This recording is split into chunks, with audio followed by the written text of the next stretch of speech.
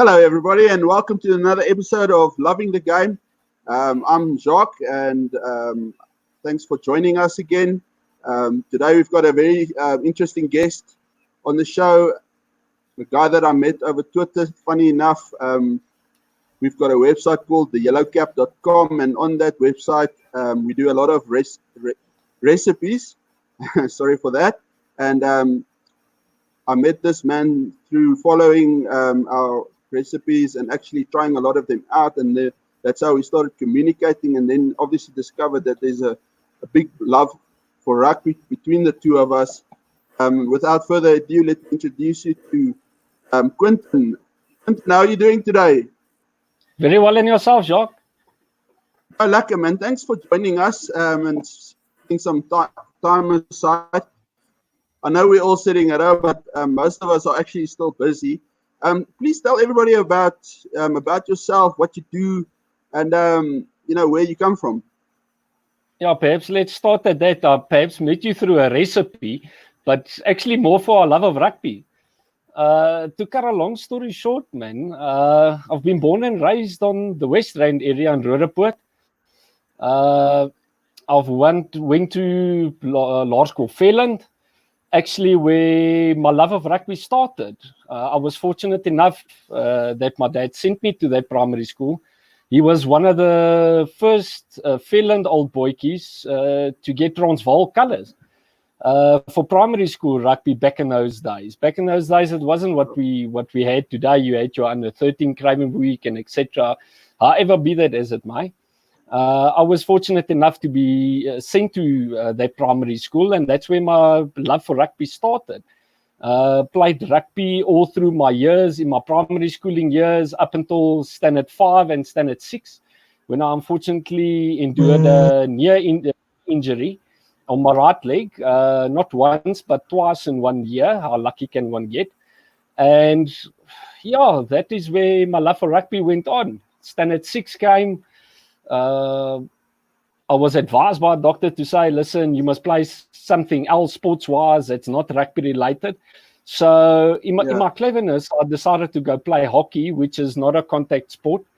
And then I went from there on, I went into rugby. I was fortunate enough, my dad at the time, since the days that I can remember, from my little years, he was involved in rugby as a rugby referee. So during those times, and upon the advice, of a doctor to go play something else that's not contact, and I'm playing hockey, I decided to take up the sport as a rugby referee. I'll never forget the words that one old ref, Mr. Andre Watson, told me the day that I started as a candidate referee. He said to me, between all the seats in a rugby stadium, the ref's got the best seat. And let me tell you this, he wasn't wrong.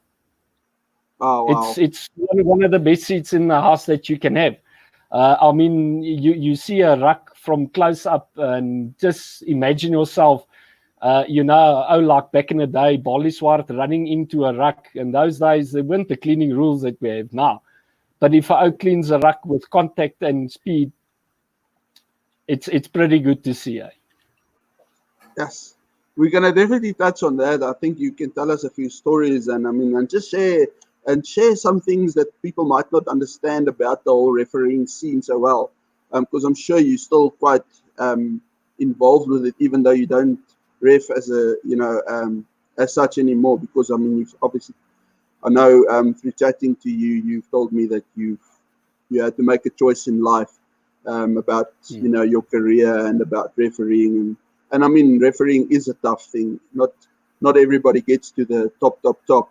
And I suppose it is a choice that you've got to make at some stage in your career. Just to touch on that, what do you currently do for a living? Man, I find myself in a funny profession. I'm an admitted attorney of the High Court now. I work for a company called Schiller Pinaar Attorneys. And I quite enjoy what I do. Funnily enough, how I got into it was through my dad, because I didn't know what I wanted to study after matric. And the long and the short of it is, I initially wanted to do forensics, and my dad actually said to me, it was one of the only two universities that had a degree in that sense, was Stellenbosch down in the Western Cape and Picker. And my mother, funnily enough, she said to me, you struggled to finish matric at school, at home, and now you want to go to a res. That's not going to happen, my friend. And the long and the short of it is, my dad gave me the advices and said to me, listen, well, why don't you go study law? At that stage, I was still busy with my rugby on the sideline. And he said to me, well, do your law degree. And when you're done with your law degree and you still want to do forensics, you do the chemistry behind that. And the long and short of it, that is, I did my law degree. The best 2 years of my life was my first year. But I managed to finalize my LLB degree, did my articles, got admitted as an attorney, and the rest is history. Today I'm an admitted attorney, practicing in criminal law and family and domestic violence. But to get back to one subject that you mentioned a little bit earlier, unfortunately, at the last 10 year of my matric year, I had to start making decisions on what am I studying now. And when I decided what I was studying, I didn't know where the road was going to take me in the sense of what a LLB degree and etc. of the school entailed. I mean, a lot of people compare it to what you do in your schooling years. It's completely different.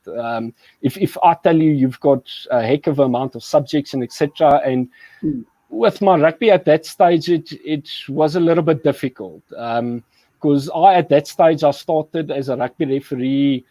If I remember correctly now, it was then at 6 I started with refereeing, and with refereeing it's time consuming. I don't think or not think, I can tell you actually as a fact, a lot of the public, they don't understand the time and the effort and the commitment it takes, to be involved in rugby as a referee. I mean, it takes a lot of your time. I mean, a simple thing, when you start getting through the ranks, you start doing matches within the week on a Tuesday, Wednesday, or Thursday. You'll have club games on a Friday night, where, especially in the Johannesburg, West Rand area where I am, in the Johannesburg area, they've got a tournament they call the Pirates Grand Challenge. I mean, there's a lot of your top teams playing in there. You've got UJ, you've got Picker, you've got Paula in Platinum from Rustenburg playing in there. You've got Raiders Rugby Club, Pirates Rugby Club, Roodepoort Rugby Club, just to mention a few. And some of their matches are scheduled on a Friday night. So on a Friday night, you'll officiate, if you're relatively through the ranks, you'll officiate, let's say, a second team or maybe a fourth tier team.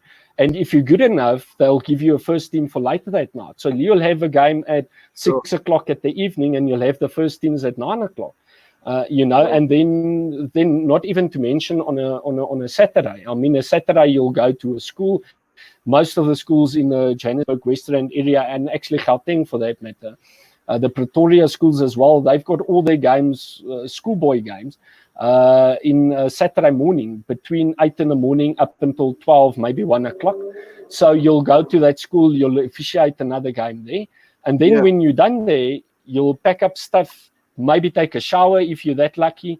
And from there on, you'll move to another club game in the afternoon, where you have to be refreshed again, because now suddenly you're faced with a UJ Raiders game, or you're faced with a Pirates Picker game. It takes a lot of you out of you personally, and from a health and fitness point of view, and a lot of your time. I mean, for a simple fact, I mean, if you've got a family, which I'm privileged to have at this stage, got a beautiful wife and a daughter, but if you start taking into consideration all the time that you spend on that, I mean, the only days that you have left is a Sunday, because Monday is back to work again. And that's not necessarily to say on a Sunday, because at a stage, our union decided to place the provincial sevens on a Sunday, because that was the only day left to be played. So, from that point of view, it was a difficult decision for me. And to cut a long story short, what a lot of people don't know, a lot of my mates watching this probably knows it, but I know for a fact that I don't think you know it. But where a big turning point in my life came was my first year at varsity. Because there's a lot of things that we did and we still don't do, but my father's watching, so I can't say many of that. But I was involved in a serious car accident during the mid-December, to such an extent where it had a great impact on me from a health point of view, and not only from a health point of view, but fitness point of view. To such an extent where the injuries that I sustained is I broke my ankle, my knee once again, my hip, my back, my neck, and I tore my main artery out of my heart. And that put a little bit of a big stop on my rugby reffing career. It was a very sad moment in my life that I had, because I love the sport rugby. I love, working with people on the field, because each and every player that I'll touch on a little bit later with a few stories is everybody's got their own character. Everybody got their own problems that they're bringing to the game. But at the end of the day, they play the game rugby. And here I sat for about 2 to 3 months, bedridden. I can't do anything. The best that I can do is I can at least watch the Varsity Cup on the TV in the hospital. And the long and the short of it is that was 12 December 2007. I made that out of it. I recuperated to such an extent, and thank the Lord up there that He gave me the spirit with my talent to continue with what I was busy. So I could only manage to get back into training about, if I remember correctly, it was the second part of the year, into June, July. The major problem being is because I broke my neck and my back. I broke my neck at such a vertebrae that at a stage they thought they wanted to, or not thought, they said to my dad that they wanted to fuse the vertebrae, meaning that it will stay stuck, but not to get into any of the medical aspects. They didn't do that, thank the Lord. Oh, wow. But the long and the short of it is I then came back into the rugby latter part of 2008. Managed to get through that season, got into 2009, get myself up, trained like a maniac through the December holidays. There's no more partying like you did in the first year. Got through that, got willingly. And then at the latter part of 2009, I got a surprise phone call from the Golden Lions where they told me, listen, you one of the refs that we've nominated, we want to work with you the next year or 2 years to get you up to Saru's. At that stage, they call it the contender squad. Okay. I must say I was a little bit shocked. I didn't think I'll get myself back into where I was. But I managed to get there, and my rugby career extended then from when was that now? That was 2008. And then it ran 2009 up until 2013. And unfortunately, going through the ranks, I did a lot of provincial games and things, which I enjoyed quite a lot. And unfortunately, in 2013, I was faced with another fact of, because of my rugby and things, and a lot of players will tell you this, they travel a lot. And it was a difficult thing for me at that stage, because I was a full-time student at that stage. I was full-time working as a candidate attorney. I was fortunate enough to register my articles with a firm, and I was faced with a situation of, do I pursue my rugby career, bearing in mind the injuries that I sustained and etc., or do I pursue my studies at that stage? And, finalize my studies. And then when I'm done with my studies, do my articles compulsory 2 years after the fact. And then done with that, do I go back to rugby or do I just stick with rugby? So, unfortunately, I made that decision, and I called my rugby career to a halt in 2013 and 14 to focus on my studies. Because let me tell you this, it seems simple what I'm saying is, but to do your articles and be full-time employed and full-time student, and still to officiate in rugby matches, during the week and over weekends, it's very difficult. So in Afrikaans sê dit lê nie in almal se broek nie. And I I just made the decision at that stage, a personal decision. I mean, I didn't even discuss it that time with my dad. At that time, my dad was the chairperson of the Golden Lions Rugby Referee Society, and I just thought, let me stop this, because I've had a party in my first 2 years of varsity. I've had plenty injuries. Let me rather focus on something, that's going to carry me through my lifespan, if I can say it in so many words. Because you at that age where you start have to make decisions. It's difficult, but somebody has to make them. And like my grandfather always said, is there's nobody best to make a decision about yourself than you. Yeah, that's true. And so I did it. Unfortunately, I had to bring my rugby career to a halt. It's something that I miss very dearly today. But looking back at it, I think I made a good decision. Man, that's cool. Well, at least I know you've got a few stories that you can share with us. But let's get a bit into the non-refereeing part of it, and the supporting part of it. Obviously, living on the West Rand and stuff. Well, not obviously, but I'm assuming that you've been a Lions supporter all your life, because I know you're a staunch Lions supporter now. So I'm assuming, like you mentioned, it was in primary school where it all started for you. And obviously, once all of us that support rugby knows, once that bug bits you, then the next step is to find a team that you want to support. Some of us make better decisions than others, but we won't. I know. Yeah, 1 point fingers. Yeah. Anyway, so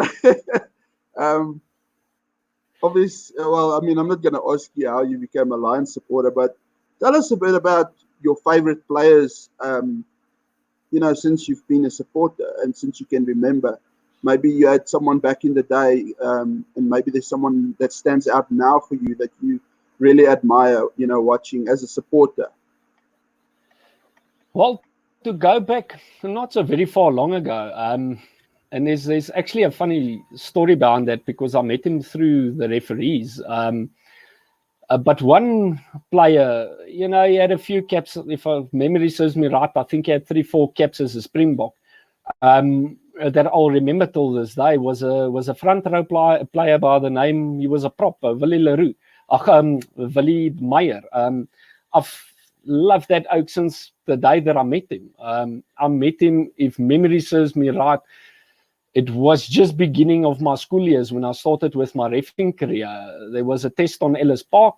I was fortunate enough during that stage as well. That's another thing that I did, is I was a ball boy on Ellis Park. And I met Willie Meyer. If I tell you, he's one of those players that are down to the ground. He's humble. He takes any negative thing that comes to him and he turns it into a positive. The unfortunate thing for me with Willie Meyer is he had a short stint with the Springboks. For me, he was a brilliant player as a prop. I'll never forget it. I think it was either in 2004, 2006. He sustained a serious neck injury, and as a result of medical advice, and that's funny enough how it panned out. I mean, that time I knew him, and at the end of the day, I almost had the same injuries as him. It panned out on doctors' advice that they said to him, listen, you must consider stop playing rugby. He had a tremendous love for rugby, and over and above the rugby, the thing that caught me the most was his love for the supporters of rugby and the cultures of rugby. Just to give you a little insight into a story, I'll never forget it. I can't remember whether it was in my primary school or beginning high school, with that game that I mentioned earlier that they played on Ellis Park. I stood outside the change rooms as a ball boy, waiting, for players to give me signatures and etc. And the long story short is there was a few players that ignored me, but there was one player that came out. He stopped and he asked me. He said to me, "Can I give you my autograph?" And I said to him, "Please, man." At that stage, I knew at least who Willie Meyer is, but I gave him my program for the day. he opened up the program and he said to me, if you can tell me who I am in this team and what position I'll play, I'll give you a gift. And the long and short of it is, like I already said to you, he's a prop. I said to him, kyk net daar in die middel van die boekie, sal jy gesig tweede links bo sien. And he looked at it and he signed it and he gave me, it's unfortunate that I don't have it with me now, it's in the safe, but he gave me his Springbok emblem on his shirt. He took it off of his blazer and he gave it to me. And that's a memory that stuck with me from that time, you know, that the way that he treated the supporters. And that wasn't the only game that I saw him play. There was a few games thereafter. And you know, just to give you a little bit of insight, but I mean, the amount of games that I saw him thereafter, he always, before he greeted his family, when he walked off the field, he would walk to the supporters and he will give a few autographs and almost like giving back his love for the rugby to the supporters. And then he'll walk and he'll go greet his family. And that was just something that stuck by me. Yeah, that is a cool story, I must say. To get that little, you're talking about those little pins. Yes, it's a pin that's on the blazer. Yes, see, that is super, super special. I can understand why it's in your safe. It's not something you put against the wall or something, but that is honestly one of the coolest stories I've ever heard. Is it safe to say that Ellis Park is your favorite stadium, or have you been around the country or even maybe across the waters to attend games at another venue which has stood out for you, which you like and which you maybe would want to go to again, or maybe there's a venue that you just admire that you haven't been to that you would like to go to? Man, on that, let's perhaps get to the one that I admire and that I haven't been to that I'd really love to go to. And I think if you're a real rugby supporter, you'll know what I'm talking about, but they call it the House of Pain. Moenie nou laugh raak nie. But the House of Pain. I mean, if you just look at the games in Carisbrook, that's the AKA for the House of Pain. It's one of these stadiums in the world for me, history-wise. If you look at just the games that the Springboks have had there in the past, and not to mention, you know, the last game that we had there. But one that stands out for me, which was my favorite, because, and I'm honest about my rugby, at that stage I wasn't really a fan of Enrique January. But in that game, he turned the tide and he made me a Ricky January fan. He scored a try. I think it was 2004, 2006. I think it was 2004. But he scored that try. And I mean, at the end of the day, we won New Zealand in the House of Pain. It's this formidable structure that you walk into. I mean, the Springboks haven't won there in ages. Less to say the last game that we won there now. But to get back to that, that's definitely one of the stadiums that I want to go to. Now, the stadiums that I've visited, and I know this is going to sound like a recurring thing through your shows because I've watched most of them. But one from you know, jy wat 'n ondersteuner is. From that perspective, it's definitely Ellis Park. I've seen Ellis Park not once, but I can't even count how many times I've seen it up to the walls and spectators. I've been fortunate enough, you know, to see that. One game that I can quickly remember now, I'm just trying to think whether it was on Ellis Park, but I'm sure of it was on Ellis Park. It was where I officiated as a ball boy, where the Springboks played. Yes, I'm trying to think now. I think it was Australia, if I remember correctly. Tri-Nations, and they played them on Ellis Park. If I tell you that Ellis Park at that stage, it was before the 2010 World Cup, that it's now an 80,000 capacity stadium. At that stage, Ellis Park was 60,000. But you think to yourself, you sit in a stadium and it's full to the brim. You're sitting with, you know, 60,000 people, and everybody shouts one word, and it's Springboks. It's something amazing. I mean, it's actually bone chilling. I've always had this thought of myself where I think, imagine you're a player playing against the Springboks, and you're there on the park, and you know, okay, later in days they had the impi that started coming out, but when they sang in those days, they sang the anthem, and then shortly after the anthem, you hear one oak shouting Shoja Loza, and then 2 seconds later it's about 60,000 of them shouting Shoja Loza. I mean, it's magnificent. It's not something that I can tell you in words. It's something that you must definitely feel for yourself. So definitely Ellis Park for one. Then I've been fortunate enough a little bit to travel as a rugby referee during my tenure as a rugby ref. I've been fortunate enough to ref in a few African countries, over and above South Africa, that I traveled quite a lot. I've gone into the African countries. One of my favorite highlights that stand out for me by a country mile. I got invited, or at least we received the invitation, and the Golden Lions nominated me as one of the refs to go through to Kenya. Now, in Kenya and Nairobi, they've got an East Africa tournament for the East Africa countries. It's a lot like premised on the Currie Cup that we have in South Africa. But their tournament is predominantly for the East Africa countries, and they've got their club teams playing in that tournament. I was fortunate enough to go through there for a week where I stayed, and I went there just for one game. I went there for the final on the Saturday. And I can remember it was the Rhinos versus the Cheetahs. Funnily enough, I thought that was quite a good one, that it's the Cheetahs playing in the final, but it's not the South African Cheetahs. But it's the Kenyan Cheetahs. They played against the Rhinos in the final. And the thing that caught me the most was over and above the rugby field. I'll get to the rugby field later, but the culture that they had there, the culture in their rugby terms is a lot like we have here in our country. The people are passionate about rugby. They're passionate about sport. And that was really one thing that, you know, that I was a little bit taken aback. I didn't think that it was going to be so big.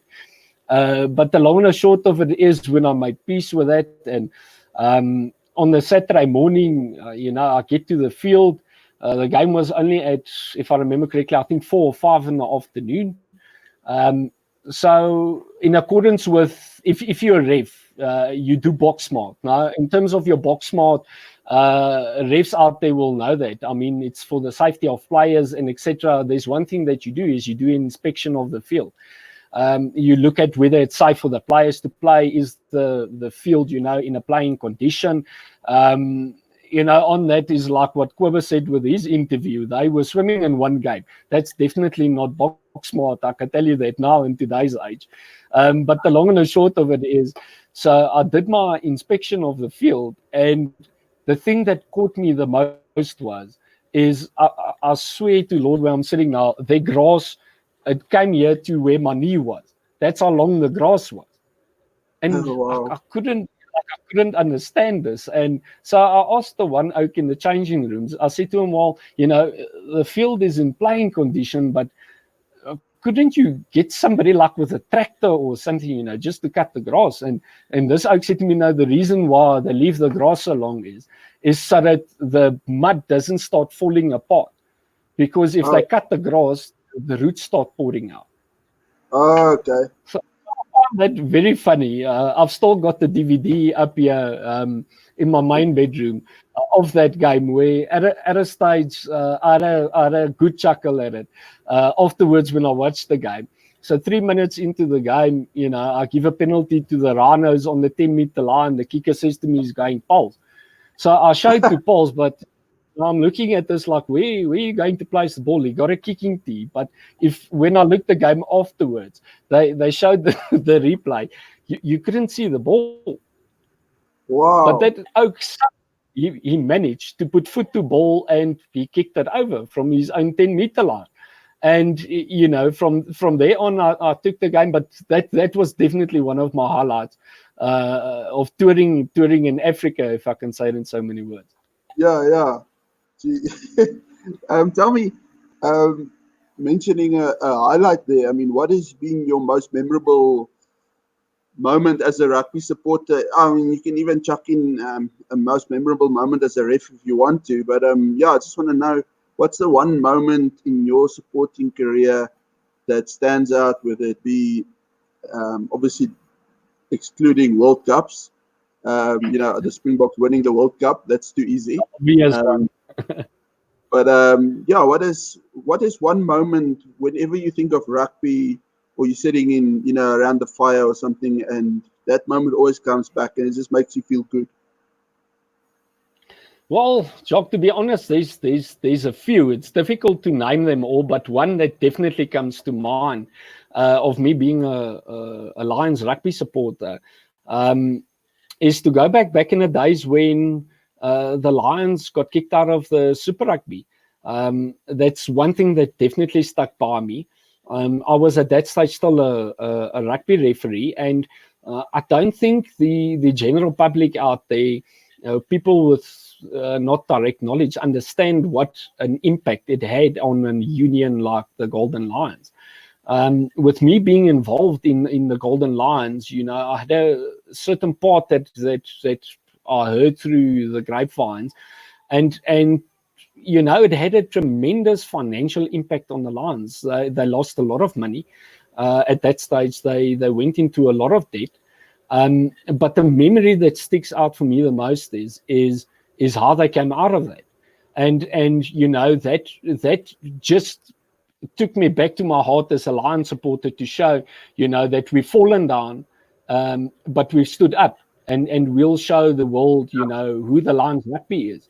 And I must give a lot of credit to an Oak, who's a very good mate of Quibber's as well, Kevin de Klerk.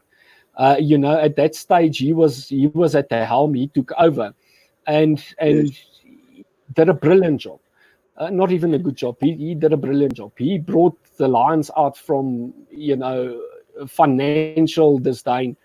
I can keep you on to end with stories on how dire the financial position was at that stage. However, the point of the fact stays, that's one thing that's stuck by me as a memory of the Lions Rugby Union. How they stood up and they made it work. They came back, they won the Currie Cup then after that, and the long and the short of it is, I mean, how many finals have they been in now? It's at the Super Rugby point of view, for me it's phenomenal. From a rugby perspective, for a union like that who had nothing, they've were in dire financial circumstances, to make it out of that and start building on that. And with that, I don't only want to give Kevin de Klerk, all the credit. There's a lot of role players. I mean, to name a few, I mean, you're sitting with Johan Ackerman that came after that. You're sitting with people like Swys de Bruin that were just in assistance positions at that stage. And then just to name, the sponsors that they had. For sponsors to stick through that, for me, was phenomenal. I couldn't believe that. I mean, as a referee society at that stage as well, still managed to keep a sponsor. That's one that has stuck by me. And then one that actually sprang to mind now. If we move away from international high flyer Super Rugby, one that has always stuck by me since the days that I got involved in rugby as a referee to where I'm sitting this day is definitely one. I call him by the name of Dries Maritz. Now, Dries Maritz, I don't know if you know this, but he holds the record for the most caps for the Lions of all time. Dries Maritz, hy was aan die brand op sy dag. He was a very good player. I mean, he had speed. He had contact on the ball. The long and short of that is I had the privilege of reffing a few games where Dries Maritz played in. Dries Maritz, I don't know how old he is now, but at that stage, I mean, he was already, if memory serves me right, I think he was 51 or 52. He still played 13 Roodepoort Rugby Club. Now, in that team, it was a formidable team. You sat with Dries Maritz, you sat with Kala Botha, you sat with Kala Barnard. just to name a few. I mean, it's players of the olden days of Transvaal rugby, and here you're sitting with Oak that's got the most caps, and if memory serves me right, I think he's got the most tries as well, Dries Marit. And for a toppie of 52 years of age, I'll tell you, he gave me a run for my money. That's awesome. Tell me, obviously with the good comes the bad. So what is that one memory that you don't like thinking about?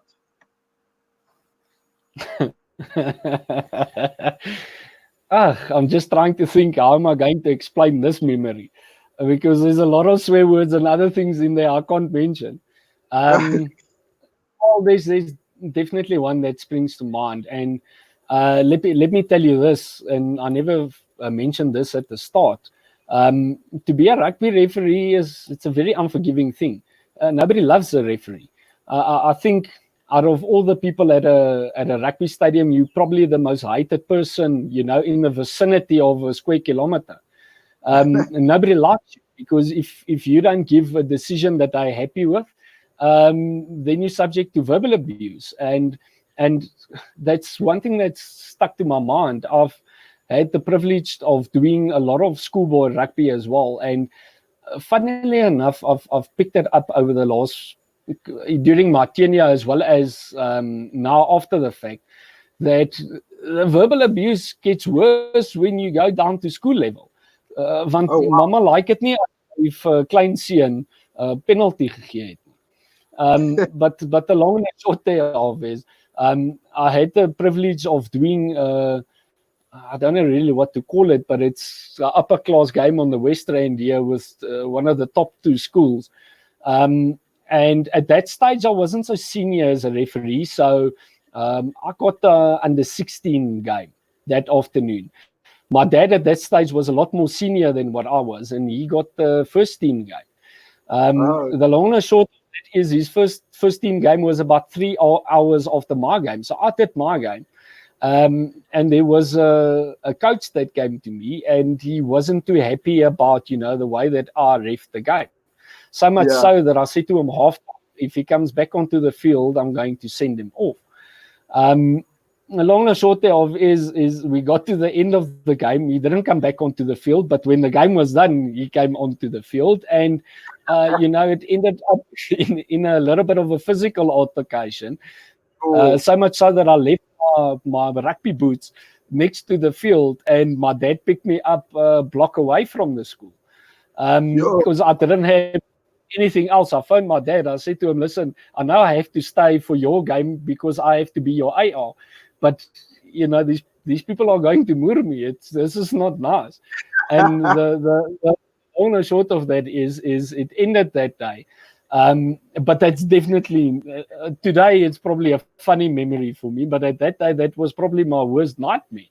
And to cap it all off is this coach was a very well-renowned Springbok player as well as a coach. Not Springbok coach, but a player, but he got into coaching. And, I didn't know where to put my head in after that. And the worst is for me is his team lost 52-6. So, if I wanted to say to him, but you lose 52-6, there's only so much mistakes that I can make. Yeah. Are you allowed to say who it was? No, I'd rather keep that for myself. Tell me, I know I've chatted to you for a while, and I mean, you've told me a few stories before. And something interesting that I didn't know, and just getting back to your refereeing or to the refereeing circles of rugby. I mean, you're quite familiar with some of the current referees that we all know, which is at the top level. I mean, guys, just to mention a few, I know you know a guy like Rasta Rasavenge. You've told me, interesting enough, something I didn't know. Jaco Piper is also an attorney. Or yes. Lawyer. I never know what is what, attorney, lawyer, I mean, but somewhere in law. Same thing, potato. Okay, cool. Thanks for clearing that up. And, I mean, you've mentioned guys like Jaco van Huyssteen I must say, most of the names you mentioned, I'm not fans of, but it was interesting stuff that you told me about them. And it comes down to the fact that something that I've learned over the years about players, for instance, where sometimes you give players a lot of stick, and then one day you get to meet them or you find out about something about them, and you actually start realizing these people are just human beings. They are going to make mistakes, and they're actually great human beings. What we see for 80 minutes on the TV or at a field is not, it doesn't define who those people are. Maybe just, I know you've told me a lot about Rasta, for instance. Just tell me about how you've worked with some of these guys before. Is there any little stories that you can share with us that might, give some people a bit of a better image of these guys? I mean, if you can't, it's just one of those things, But I mean, I know you've told me a lot about Rasta and how, you actually saw him come through the ranks. Yes, no, definitely. That you're touching on. I mean, I've had the privilege not only of meeting Rasta, but becoming a friend of his. He, at that stage when I was at the Lions Rugby Union, he started coming through the ranks. I mean, he helped him, I helped him, he helped me. It funnily enough panned out in such a manner that we became greater friends afterwards. But from a player's point of view as well, with what you touched on now, I mean, it's for me, it was a privilege being involved in structure like being a referee. Like I said in the beginning of the interview, it's the best seat that you have in the house. I mean, the players that you meet on the field is not necessarily the player that it's off the field, because remember one thing, when you between that four squares, it's a game we play, and it's a game that we play to win, from a rugby player's point of view. So 99% of the time, the oak that you meet on the field is not the oak that you meet off the field. To give one example was, I've had the privilege of being involved with an oak by the name of Willie Weppener. He was a menace on the field. To my much disdain, he made the decision of moving from the Lions to the Blue Bulls, to your favorite team, Jacques. And he was a brilliant rugby player. Unfortunately, injuries put a halt to his playing career. But at the end of the day, after the fact now, after rugby and all those things, Willie and I are great mates. He's down to earth. He's a very humble person with a lot of integrity. And that is just, to name one example of the misconceptions that the rugby public has about a lot of the rugby players. I mean, if I can tell you with the rugby players that I've been involved, to see them excel after I've been involved with rugby games. I mean, just one that springs to mind now is John Ross. I mean, John Ross was a rugby player that I blew his rugby when he was under 14 St. Stithians. Under 14, it was definitely not the A team, but it was either the B or the C team. Look at where John Ross is today. I mean, he's one of the top players at the Sale Sharks now. He went through the ranks. He went and played for the Bulls. He's playing for the Sale Sharks now. He's a phenomenal rugby player now. And then yes, you get the odd one out with a strange name like Ligtoring Landman and people like that, and Varkhond, and just but to name a few. But to know those people after the game, I mean, it's not what you see on TV. Okay, yes, some of them I won't name names, but after the rugby game, I mean, he's a person like you and I. It's somebody that you can chat to. It's somebody that you can build a relationship with. It's simply phenomenal. I mean, especially the rugby referees open it up for me. After the fact, of meeting all these top players, meeting the provincial structures. And speaking of that, of a referee point of view, I was fortunate enough, when I went through the ranks like I mentioned earlier, being involved with Ratsta, training with him. I got to a stage where I was fortunate enough that my rugby ref coach was Mark Lawrence. It's an oak that I respect till this day. I think he's done a brilliant service to rugby as a rugby referee. I think there's a lot that rugby misses from him now, just in his way that he did player management. That's something that I endear about Rasta. He's got that brilliant gift of player management and speaking to players and how you conduct yourself on the field. It's unfortunately not something that you learn in a textbook, in the laws of rugby. It's something that you either have or you don't have. And Rasta, Mark Lawrence at that stage, who was my coach, they were brilliant at it. They were simply brilliant at it. And I always looked at that benchmark of one day I want to be like that, And I learned a lot of things from Mark Lawrence. Yes, that's really cool. Obviously, you've touched on it. You've met so many players and stuff. Is there one player that you would have loved to? We're talking a lot about your refereeing career and stuff. So, let's focus on that. But does there come a time when you think, yes, I would love to do a game where this person is playing? It's something I haven't really thought of, but because I don't know a lot of guys that have been referees. Well, you're the only guy for that matter for now. But I'm sure there's referees that say or that think in their heads that they would like to be involved in a game where this guy is playing for whatever reason. There's definitely. There's two that spring to mind, and you'll probably ask me the question about the second one, why I'm asking about him. But the first one is definitely Bakkies Botha. I would have loved reffing a game where he was playing. He was probably one of the most physical players on the field. And for me, one thing that I enjoyed as a rugby ref is being on your toes, being vigilant about what's going on around you, getting to the breakdown, doing your checkpoint list. As a ref, we had a checkpoint list that you get to the breakdown, you check this, and then you observe the sidelines, you do this, you do that. There's a lot of things that you do, and I would have loved refereeing Bakkies Botha, because no ref could have ever caught Bakkies Botha playing foul, except if it was open play.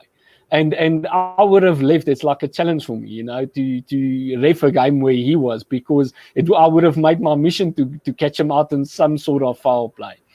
But another player that gets to mind now, one of the unfortunate players that I had a lot of respect for at the Lions was Kobus Grobler. He had a brilliant future ahead of him. He played brilliant rugby. And one thing that stood out for me, I had a privilege of being an AR in a game once where he played. His thinking ways, he just had a different thinking way, in a sense of as a captain of the team. He took the Lions also to new heights at a stage when they were down in the dumps. But to ref him, I would have really loved, to see his thinking ways, because like I said initially, you as the ref, you've got the best seat in the house. You can see how physical the players are. And not only the physicality, you can see strategic decisions that are made either by a captain or by a player, where a player decides, well, let's rather do this move, or a captain says, well, let's rather go to the line. And whilst you're walking to the line, you can hear the other player saying, I don't think we must go to the line. I think we must take the 3 points. They score the 5 points, and then I'll ask the player afterwards, but I thought you said 3 points. He said, well, we got the 5. That's cool. There was something I wanted to ask you now. Shucks, man, unfortunately I forgot. But what is the yes, I'm finding this referee thing quite interesting now. It slipped my mind. Probably now about the checklist. No, I forgot now what it was, man. But perhaps if I can help you with that, because I think I can figure out where you're going with this.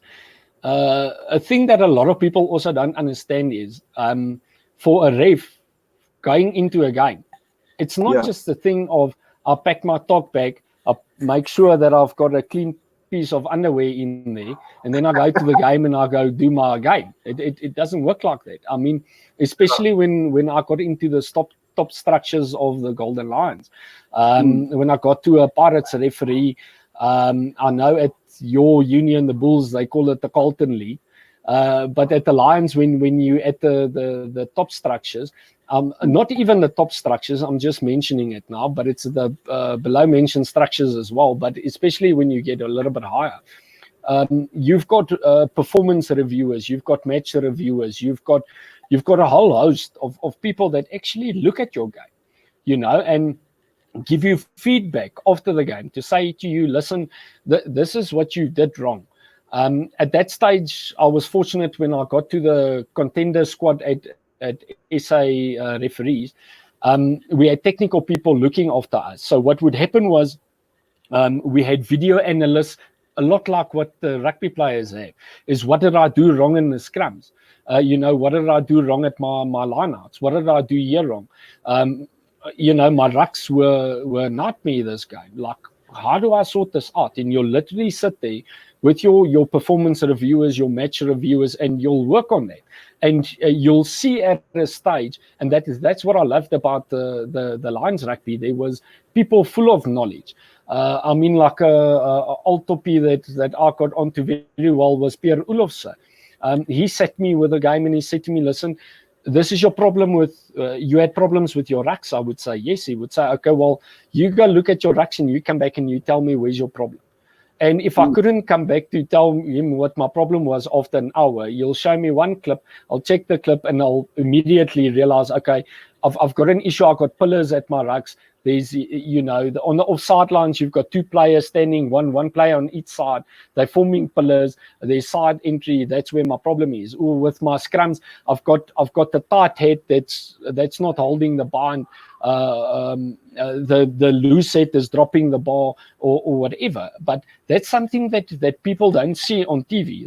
They think, Jaco Piper pitches up to a test match between New Zealand and England. He blows his game and he gets on the plane and he goes home. Doesn't work like that way. They've got their own video analysis. They've got their own technical things that they do.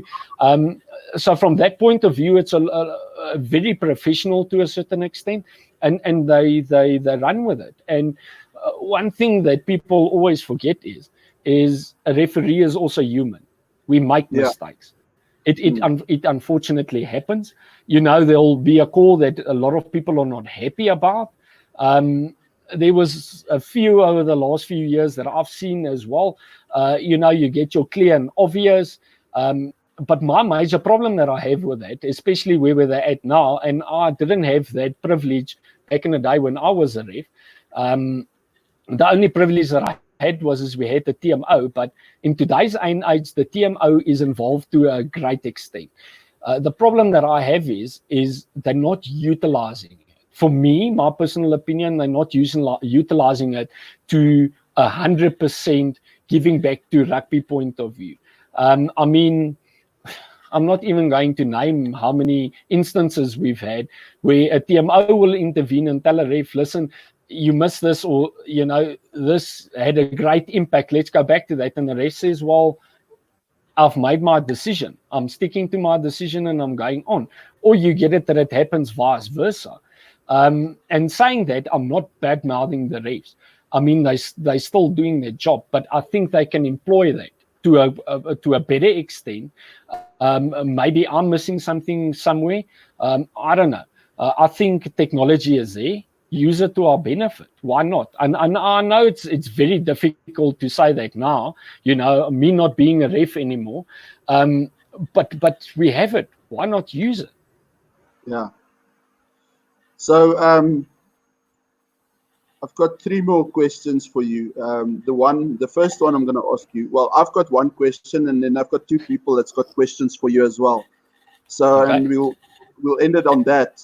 I'm going to ask the first question, and the one that I want to ask you is, what is the biggest myth around around refereeing or around refs?